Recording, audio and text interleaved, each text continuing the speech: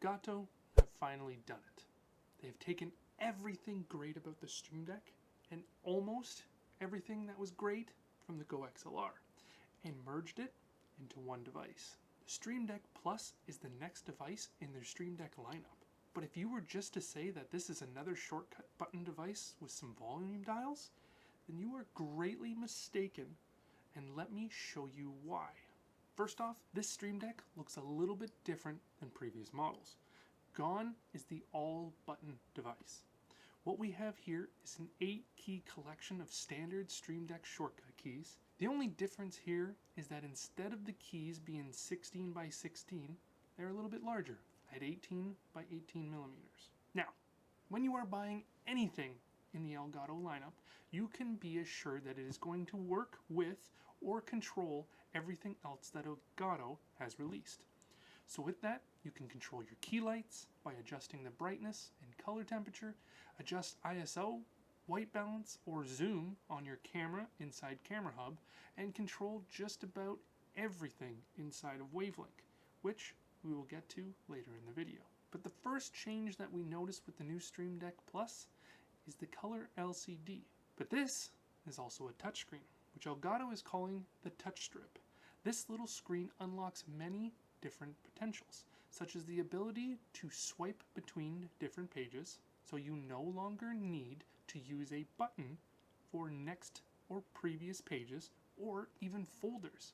Just swiping left or right on the touch strip will take you to the different pages that you have set up.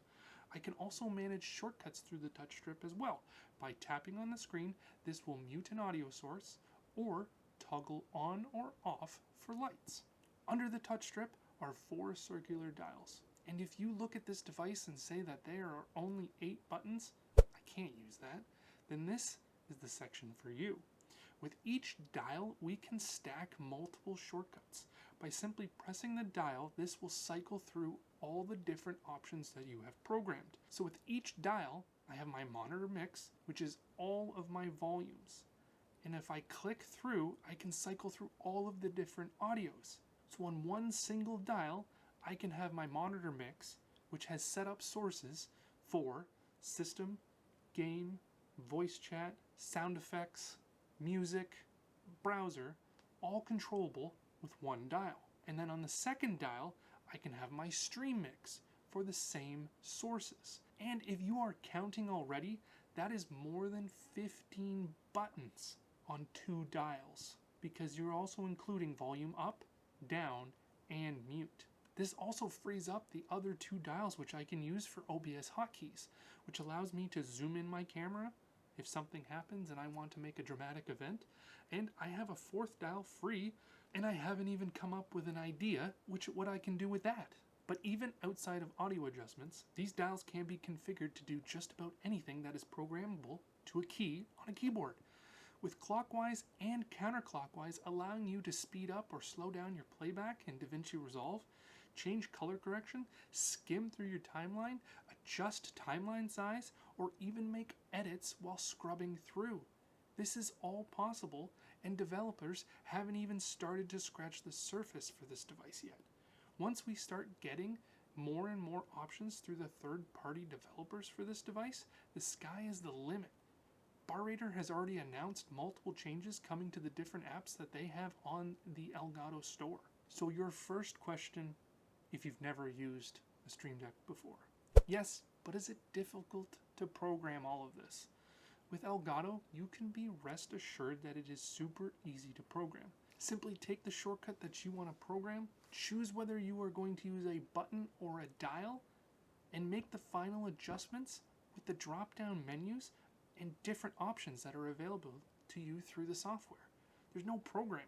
The options are presented right in front of you. Then you are done. Now execute it, what you just literally programmed, and see if it works the way that you want. And if it doesn't, make small adjustments until you get it the way that you want. With most devices that are great, the usual downside is the software, which is usually the case with a lot of streaming devices.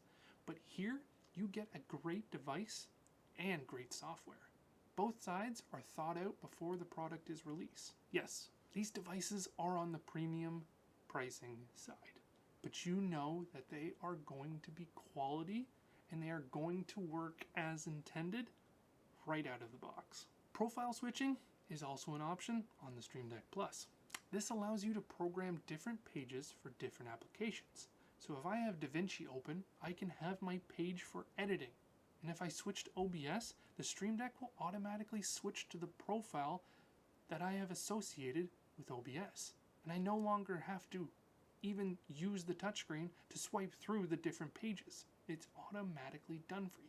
But something that I never expected to be available with the Stream Deck is Wavelink, Elgato's custom mixing audio solution. This is usually only available if you use one of their Wave products, such as the Wave Mic, Wave DX, or the Wave XLR. But with the Plus, the full software is unlocked, allowing you to use any microphone, whether that be a USB or XLR. Just choose the interface in the microphone option, and now you have full access to all the VSTs that are made for the Wave software.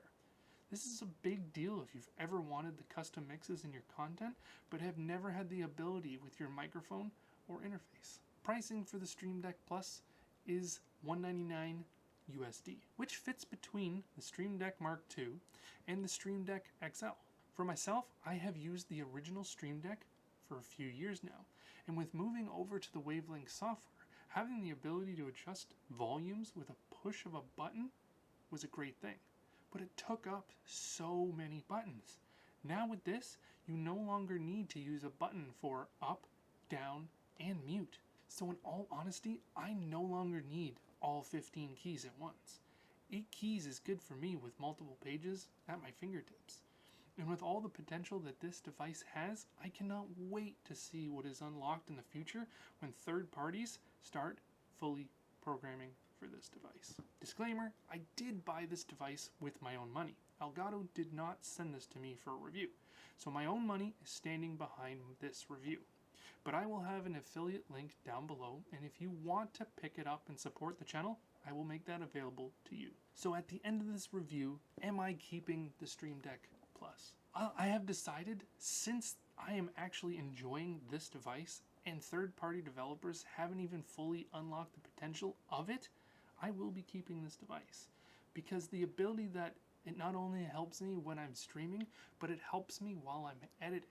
With the sheer ability of being able to scrub through timelines, make cuts, shortcut keys, all through this little device, this is basically replicating what Blackmagic makes for their little Bluetooth controller. The only downside is I can't use this on, say, an iPad or a different computer as easily as their controller. But for $200, I really only edit these videos on my PC. I only really edit shorts and such on my iPad. So I don't really need a controller on that device.